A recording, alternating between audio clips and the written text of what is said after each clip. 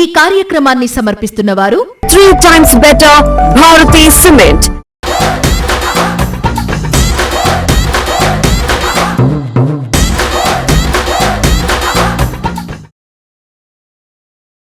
అందరికీ శనార్థులు. గరం గరం వార్తలకు స్వాగతం. ముందుగల హెడ్లైన్స్ చూద్దాం. సాయం కోరి హరీష్ రావు తానుకొచ్చిర్రు తండ్రి కూతుళ్ళు. ఇల్లు గిరువు పెట్టి మరి ఇచ్చిండట లక్షల రూపాయలు. మంచి పదవే వస్తదట ఈ తాపకు. మనసంతా మంత్రి పదవి మీదనే ఉన్నట్టున్నది రాజగోపాల్ సారుకు. బ్యాంకోలు ఇయ్యలేదట కిరాయి పైసలు. జప్తు చేస్తారట లోపటున్న సామాన్లు. ఎలుక వడ్డది పెరుగున్నంలా తింటారుల్లా ఇంకా హోటళ్లల్లా. సక్కదొరలా చదువుతున్న ఒక అమ్మాయి పై చదువుల కోసం పరీక్షలు రాసింది. కాలేజీలో సీట్ వచ్చింది కూడా, కానీ ఫీజు కడదామంటే పైసలు లేవట. అందుకని ఒక లీడర్ సాబ్ కాడికి పోయింది సాయం చేయమని అడుగుదామని. మరిగా లీడర్ ఏం చేసి ఉంటాడు? ఏమున్నది, సాయం చేస్తానని చెప్పి చెయ్యకుండా తిప్పించుకుంటుండా అనుకుంటున్నారా? కాదు, చేసిండు. ఏం చేసిండంటే హరీష్ రావు సార్ ముచ్చట్నే ఇది. ఇగో ఈ చెల్లనే సారు సాయం కోరిపోయింది. పేరు మమత. సారు నియోజకవర్గంలోనే ఉంటారు. మెడికల్ కాలేజీలో పీజీ సీట్ వచ్చిందట చెల్లెకు. ఏడాదికి 7.5 లక్షల దాకా కట్టాలన్నట. 3 ఏండ్లకు 22 లక్షల దాకా అవుతాయట. అందుకని ఇల్లు గిరువు పెట్టి లోన్ తీసుకుందాం అనుకుంటే ఆల్రెడీ ఇంటి మీద లోన్ ఉండేసరికి ఇవ్వమన్నారట. ఇక ఏం చేయాలనో అర్థం కాక హరీష్ సార్ను కలిసినట్టు. మరి ఏం చేసిండ్రా చెల్లె సారు? సార్ వాళ్ళ సొంత ప్రాపర్టీ అయిన వాళ్ళ ఇంటి పైనే మాకు లోన్ తీసి ఇచ్చారు. దానికి తోడు ఫస్ట్ ఇయర్ లో హాస్టల్ కి సంబంధించి కూడా 1 lakh ఇచ్చారు సార్. ఓహో సూపరు. ఇన్నరా సారు ఆయన ఇంటినే మార్టిగేజ్ చేసి గదే తాకట్టు పెట్టి మరి 20 లక్షలు ఇప్పించిండట. అది కూడా 3 అంటే 3 రోజుల్లో అయ్యేటట్టు చేసిండట. మీదికెంచి ఖర్చులకు 1 లక్ష రూపాయలు కూడా ఇచ్చిండట. అది వరకు కూడా వాళ్ళిల్లు సారు సాయం చేసిండనంగా ఇన్నంగాని ఇప్పుడు ఇట్లా చూస్తున్నాము. ఇక దీంతో మా సార్ అంతే బోలా మనిషి, చేతికి ఎముకలేని మనిషి. ఎవరన్నా సాయం అని వస్తే చాలు వెనక ముందు చూడకుండా అప్పు చేసైనా లాపది తీరుస్తాడు అని సారెంట తిరిగేటోళ్ళు, సార్ని ఇష్టపడేటోళ్ళు అనుకుంటుంటే చెప్పున పోయి సారును కలిసి మనగోడు కూడా చెప్పుకొని సాయం చేయమనాలే అని ఇంకొందరు ఆలోచిస్తున్నారట ఆపతిలున్న అక్కడోళ్ళు. కోమటిరెడ్డి రాజగోపాల్ రెడ్డి సార్కు ఆశ ఓతలేనట్టున్నదుల్లా. అవును, అప్పట్లనే మంత్రి పదవి వస్తున్నదని ప్రచారం చేసుకున్న సారు ఆ నడుమ ఆ మంత్రి పదవి ఇయ్యకపోయే తాలికి జర్రంత నారజై కోపంగా మాట్లాడిండు. మళ్ళా అందరూ బుదురుకిచ్చిన వాళ్ళే కూలైనట్టే కానొచ్చిండు. అయితే మళ్ళా ఇప్పుడు అదే మంత్రి పదవి గురించి మాట్లాడుకుంటా త్వరలోనే మంచి పదవి అంటే మంత్రి పదవేనా సారు? ఖచ్చితంగా ఈసారి వచ్చాడే అంటావా? మంత్రి పదవి ఇనరానులా త్వరలోనే మంత్రి పదవి వస్తుందట.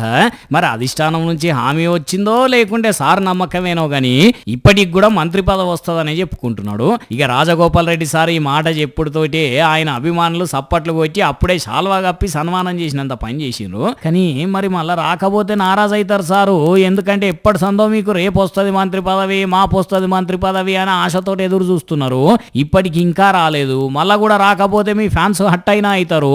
అందుకే మంత్రి పదవి కన్ఫర్మ్ అయినాకనే చెప్పరాదండి సారు అని కొందరు అంటున్నారు. మరి సార్కేం ముచ్చట తెలిసిందో గానీ కాన్ఫిడెంట్ గా చెప్తున్నాడు. చూడాలి మరిగా సార్ను మంత్రి పదవిలో చూస్తామా లేకుంటే మళ్ళా పాత కథ అవుతుందో. బ్యాంకుల లోన్ తీసుకుని కట్టకుంటే ఊకుంటారులా. ఇంటికి నోటీసుల మీద నోటీసులు పంపుతారు కదా. అయినా కట్టకపోతే లీగల్ నోటీసులు పంపి ఇంటి లోన్ అయితే ఇంటికి తాళం వేస్తారు, కార్ లోన్ అయితే కార్ సీజ్ చేస్తారు, బండి లోన్ అయితే బండి సీజ్ చేస్తారు. ఎన్ని చూడలేదు.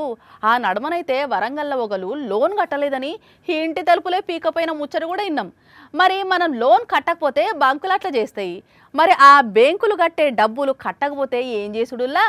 అరే ఇదేదో గమ్మత్తున్నది కదా అంటే చూడుర్రి ఏం చేసుడో మీకు తెలుస్తుంది. ఇది ఖమ్మం జిల్లా సత్తుపల్లిలో ఉన్న యూనియన్ బ్యాంకు.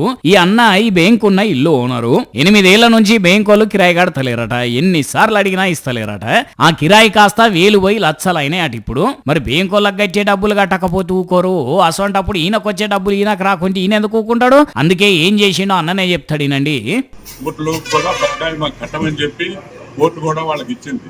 ఇస్తే వీళ్ళు హైకోర్టుకి వెళ్ళారు. హైకోర్టు కూడా బకాయి కట్టేసి జనవరి 31, 2026 ఖాళీ చేయమని ఇచ్చింది. బకాయి ఏమో పే చేయమని, అయినా పే చేయట్లేదు. మళ్ళీ కోర్టుకి అప్రోచ్ అయితే మాకు ఈరోజు జప్తుకి ఆర్డర్ ఇచ్చారు బ్యాంకుని. అందుకని వేసి కట్టడానికి వచ్చింది. ఇన్న రానులా బ్యాంకునే జప్తు చేసుకుంటున్నారట. కోర్టే ఈ ఆర్డర్స్ ఇచ్చిందని చెప్తున్నాడు. ఇంతకే ఎంత రావాలన్నా కిరాయి పైసలు మీకు? ప్రెమిసెస్ రెంట్ ఇవ్వాలి 52 లక్షల రూపాయలు ఈ రోజు వరకు బకాయి ఉన్నారు. అప్పరే విడ్డు 52 లక్షలా? అంత ఏదానికి ఎట్లా చూసుకుంటున్నారే, ముందే అడగొద్దా?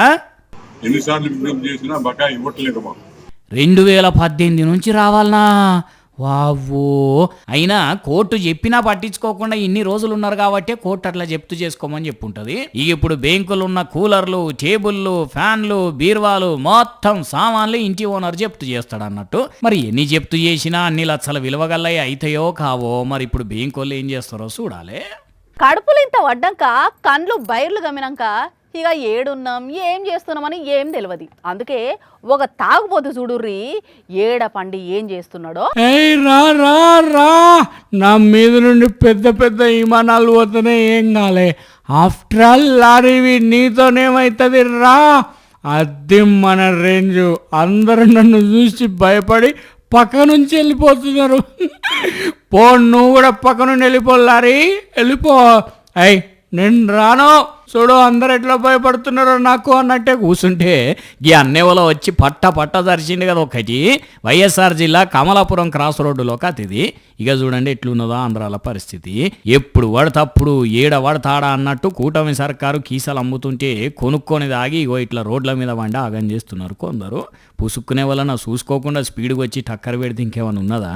అటు ఆళ్ళకు కోసనే ఈయన పానానికి ప్రమాదమేనే. ఏం తాగుడు, ఏందో పోండి తాగుడు పాడబడా. ఏం గోస పాడే ఒకటి పోతే ఒకటి అన్నట్టు కుక్కలతోటి ఒక ఆగమైతుంది ఆడాడంటే కొన్ని దిక్కుల్లా కోతలతోటి పరిశాన్ అవుతున్నది. ఇల్లు బల్లు అని ఏం లేదు, అంతటా కలయి తిరిగి కాకిరి బీకిరి చేస్తున్నాయి కోతులు. అందుకని ఒక అన్న ఏం చేసిండో చూడుర్రి. ఈ ఉరుకు దెబ్బకు తుర్రు మనాలే కోతులు. పాపం కోతులను తరిమేటందుకని ఇగో ఇట్లా చింపాంజీ వేషం కట్టి కోతులేడ కనిపిస్తాడు కురికి తరుముతున్నాడు అన్న. పేరు కుమ్మరి రంజితు. నిర్మల్ జిల్లా కడెం మండల్ లింగాపూరిలది. మొన్నట్లయిన పంచాయతీ ఎలక్షన్లలో సర్పంచ్గా గెలిచిండట. ఓట్లకు ముందు ఊర్లే కోతుల బెడద లేకుండా చేస్తా అని మాటిచ్చిండట. అందుకని ఇట్లా అట్ని దరిమేదందుకని వేషం కట్టిండన్న. అసలు ఈ ఐడియా ఎట్లొచ్చిందే నీకు? యూట్యూబ్ లో చూసి ఈ ఆలోచన వచ్చింది. యూట్యూబ్ లో చూసినావు? అదివరకు ఇంటికి 50 రూపాయలు వసూలు చేసి బోన్లు పెట్టించినా కూడా ఫాయిదా లేకుండా పోయిందట.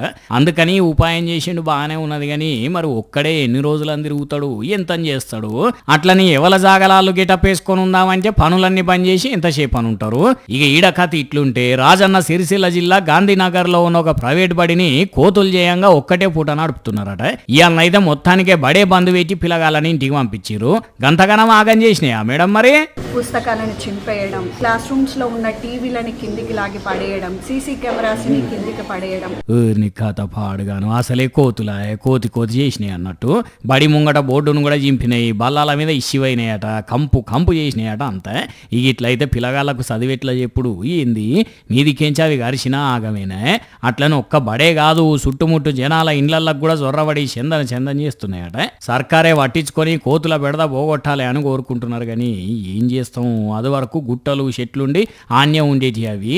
ఇప్పుడు అవి మనం పోతం పెట్టేసరికి అవి మనల్ని తిప్పల పెడుతున్నాయి ఇట్లా అనుకుంటున్నారట కొందరు జంతు ప్రేమికులు. కానీ ఇది గోస్ ఎట్లా వాపుతుందో ఏందో కదా పాడయి. పానం మంచిగా లేదని దావఖానకు పోతే ఆ దావఖానలో ఉండే సిబ్బంది మొదలు పేషెంట్ను లోపలికి తీసుకుపోతారు. అటెంకా ఏమైంది అని అడిగి దానికి ఏం ట్రీట్మెంట్ చేయాలో అది చేస్తారు. కానీ అదే హైదరాబాద్లో ఒక దావఖానలా అట్లా చేయకుండా ఏం చేసిరో చూడుర్రి. పేషెంట్ వస్తే పట్టకపోతే ఎట్లా మేడం? ఎక్కడ వెళ్ళాలి పేదోళ్ళు? మరి అది కరెక్టే మేడం, మీరు ఎక్కడ వెళ్ళాలి మరి? మేము అదే మేడం, ఇంత పెద్ద హాస్పిటల్లో ఇంటీరియర్ లేకుండా ఎట్లా ఉంటుంది మరి? అదే మేడం, మరి పేదోళ్ళు ఎక్కడ వెళ్ళాలి మీరే చెప్పండి. అయితే ఏం కష్టం రా దేవా. ఆపతున్నదని అర్ధమ రాత్రి ఆసుపత్రికి పేషెంట్ని వేసుకొని వస్తే సవలతులు లేవు, చేర్చుకోమని చెప్తున్నారట. అట్లని చిన్న సన్న దవాఖానా కూడా కాదు, మళ్ళీ హైదరాబాద్ నడిబొడ్డునున్న అతిపెద్ద పేరు గల సర్కార్ దవాఖానా నిమ్స్. పాపం వచ్చిన పేషెంట్ తరపులేమో చేర్చుకోండి మేడం, ఏడికి పోవాలి మేము, మా కాడ పైసలు లేవని వాళ్ళు. అరే చేర్చుకున్నా కూడా ట్రీట్మెంట్ ఎట్లా చేయమంటావు? కావాల్సిన మిషన్ మా దగ్గర లేదని వాళ్ళు. ఇంత పెద్ద దవాఖానలో సవలతు లేకపోవడేందని పేషెంట్ వాళ్ళు. లేదు కాబట్టి చేర్చుకోలేకపోతున్నాం కదా అని మేడము ఆఖరికి కాలు పట్టుకునే కాడికి వచ్చిందట కథ గాని ఆ మేడం మాత్రం ఏం చేస్తుంది సవలతు లేకుంటే? తను చెప్పేది కూడా కరెక్టే కదా, చేర్చుకున్నాక ట్రీట్మెంట్ చేసేదందుకు కావాల్సిన మిషన్ లేనప్పుడు చేర్చుకునే లాభం, అందుకే వేరే దవాఖానకు అంటున్నది. కానీ ఎంతటి చికిత్స అయినా చేయగలిగే సత్తా ఉన్న దవాఖాన నిమ్స్ అని పేరు పోయింది. అట్లాంటిది ఆన్య సవలతులు చక్కలేవు అంటే చూడండి. ఇక అయ్యలు వైద్య శాఖ పెద్ద సార్లు పెద్ద దవాఖానలనే మిషన్లు చక్కగా లేకుంటే ఇక ఏడికి అనుబోతురు పబ్లిక్ ఏం చేద్దురు? పేద బిక్కోళ్ళు అయ్యుండి ట్రీట్మెంట్ మంచిగా చేస్తారని నమ్మకం కొద్దే కదా సార్లు సర్కారు దవాఖానకు వచ్చేది. అసొంటోళ్ళని అడ్మిట్ చేసుకోకుంటే చికిత్స అందకుంటే ఎట్లా సార్లు? వీళ్ళ లెక్కనే ఇంకెవరికి కూడా మళ్ళోసారి తిప్పలా కావద్దంటే చెప్పు నావేందో సవలతులు చేయుండ్రి, లేకుంటే పేరు గొప్ప ఊరు దిబ్బ అన్నట్టయితది.